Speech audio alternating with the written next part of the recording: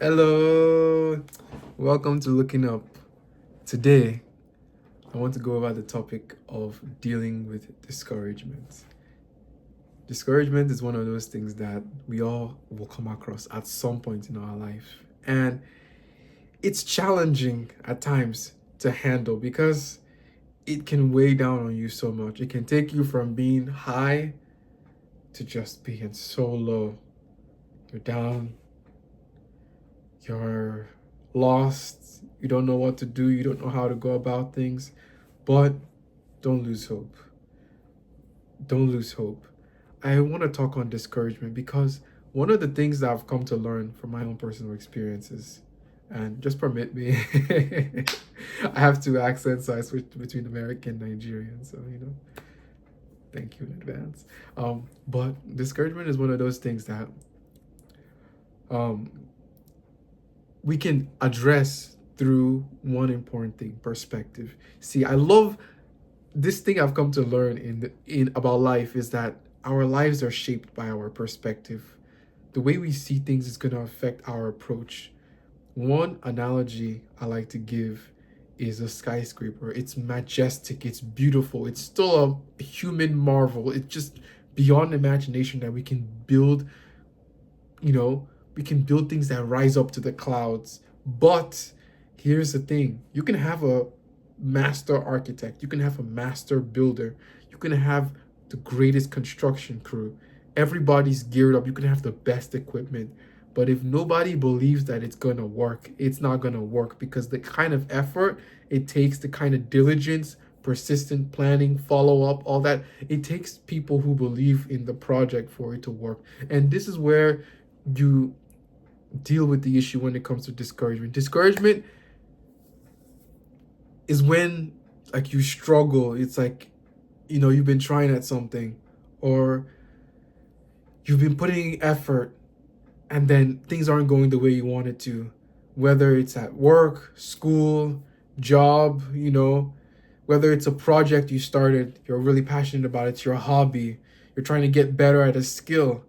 It could be relationship, it could be a friendship. There are many different things in this life that discouragement can set into because it's usually something that we're pouring our energy, we're pouring our effort, we're pouring our emotions into, and it's not giving us the return that we expect. And so we're discouraged, our soul is cast down.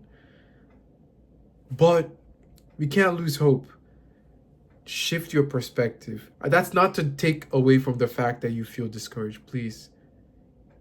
It's a normal thing. It's not wrong to feel discouraged, but you can overcome it. That's what I want to say. You can overcome it by shifting how you see it. So, one of the ways I like to tackle things is, I came across this teaching from Dr. David Jeremiah in his Turning Point Ministries, the radio. I loved listening to his teaching growing up because my parents would play it on the car, and then I started listening myself.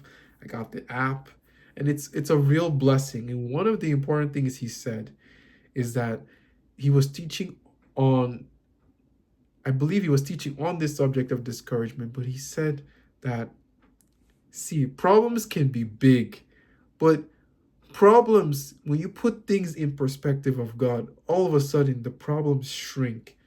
And that's how we tackle the giant of discouragement. See, anything that you're going through in this, like, put it in perspective of God. And what it does to that problem, what it does to that challenge is that it brings it down to its proper level. You see, for example, take the Bible story of the spies. You have the 10 spies who went to spy out the land. They saw nations there, they saw mighty people. They have equipment, they have weapons of war. They're already established, they're already cemented in the ground. They have their armories, they have their fortresses. They have the walls that surround their cities, their towns. They're already steady, they're already ready to fight. They're ready to go to take on challenges. And so the spies come back and say, look, we're a wandering people. We're going around. We don't have fancy weapons. We don't have fancy armories. We're not already established. All these things, this and that and that. And because of that, their perspective then shrunk them so low that they came and told the people, said, we are like grasshoppers. These people are like giants. But they're not like giants. And they aren't grasshoppers, but because of what they saw and because of what they imagined in their heart, their perspective caused them to bring themselves so low. But see, the other two men, Joshua and Caleb, what made them different is not that they didn't see the fortresses, they didn't see the weapons, they didn't see, how fortified the cities and towns they were going to conquer were, but they took a different approach. They took everything they saw and they put it into perspective of God. They acknowledged that these people are mighty, but they said, but God is able to deliver them into our hands. We are going to conquer.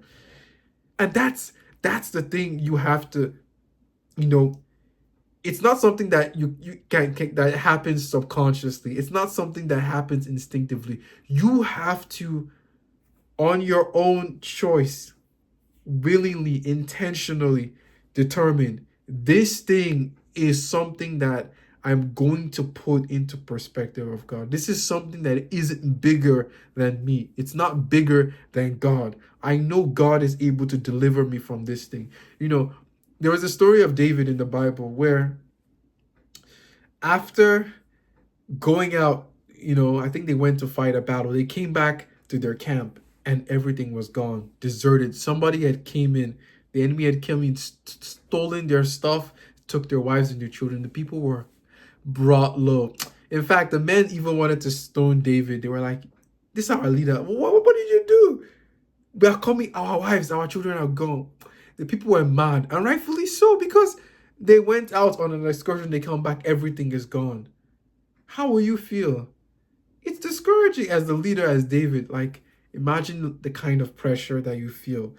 It's, I can only imagine because I am not in his shoes. But, it tells us something. The Bible says David encouraged himself in the Lord. And that's something that we can do too. Okay, let's take this instance. You just got to work. There's a boss that just continues to frustrate you. He or she, talks a certain way to you. They're always piling work on you, unnecessary amounts of work. Meanwhile, your other coworkers, they don't have to deal with that kind of burden. And it's just always on you. Or like they're criticizing, oh, you do this, you do that. Meanwhile, you're still doing a better job. You're even outperforming the other, staff around you. Yet it's you that keeps getting piled on. It's you that keeps getting put down. It's discouraging. But you can do the same thing that David did. You can encourage yourself in the Lord and say, me, look, call your name for yourself and say, remember, God is bigger than this thing. I will overcome this thing because God is on the throne. And I know God will give me wisdom to handle this thing. It can be a relationship. You can be struggling with different issues. Like maybe you're not communicating well.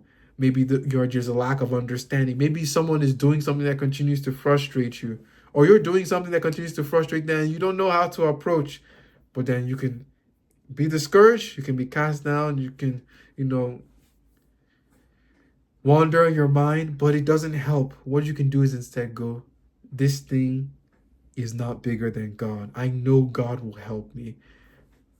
God, I'm submitting this thing into your hands. I know who you are.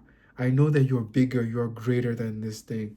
And that's where I want to wrap things up, because if you remember in the Lord's Prayer, there is a reason why Jesus gave them that model of this is how you pray. See, when you pray, make sure you don't make the mistake of making your problem bigger than God, because sometimes we do that in our prayers. We start our prayers with, God, see this thing that's happening. God, how am I going to deal with this thing? But instead, we should take the approach that Jesus laid out for us. When you pray, first, give thanks to God and exalt him for who he is. That's why Jesus says, our Father who art in heaven, hallowed be your name. He tells us this is where God is positioned and God is worthy of all glory. Hallowed be your name. Your kingdom come, your will be done. Then says, okay, God, have your way. Not my way, have your way. Please come and take control. And then our requests start. Give us this day our daily bread. Forgive us of our trespasses as we forgive those, or forgive us of our debts as we forgive our debtors. And then prays for grace for the time forward. And then to end things up, you still in the Lord's Prayer, you give thanks, you exalt God again at the end. It says, for thine is the kingdom, the power, and the glory, even now and forever. Oh, see, you must make sure when you pray to God, give him thanks, exalt him at the start, and give him thanks and exalt him at the end. What that does is that you establish who God is, you put the problem before him, and you remind yourself of who God is at the end, so that through the process, God is exalted. Nothing is bigger than God. Remember that. God is greater. He's greater than everything. There's a reason why God in the Bible continues to boast, I am God. There is none like me. Neither is there any besides me. I declare the end from the beginning. I speak the things that aren't as though they are. I can speak the times to come before they have even happened. I can call forth. Even in the world that has free will, God can still have his way. He can send servants. He can use them for his glory. Our God is amazing. Remember that. Remember that. When you're discouraged, remember, God is enough. God is bigger than any problem you face. So bring it to him, put it in perspective of him, and watch what God will do. All right. That's it from me. Remember, when you're discouraged, look up. Thank you.